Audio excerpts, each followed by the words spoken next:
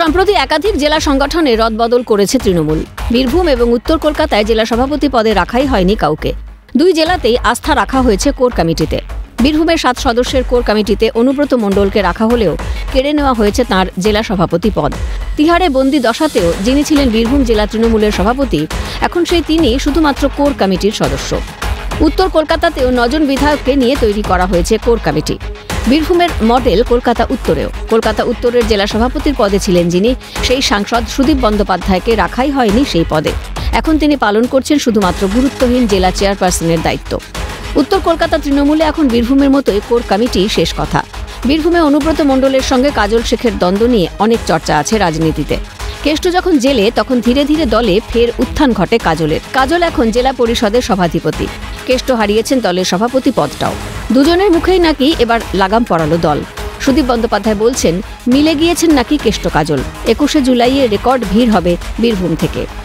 আমি এখানে আসার আগে আমাকে দলের সভাপতি জানিয়েছে, বীরভূম জেলার মধ্যে যে বিরোধের কথা আমাদের মধ্যে প্রচারিত হয়, কোথাও কোথাও দুটি নামকে কেন্দ্র করে আজকে তাদের সঙ্গে একটি যৌথ বৈঠকের মাধ্যমে সমস্ত কিছু সুন্দরভাবে মিলে গেছে।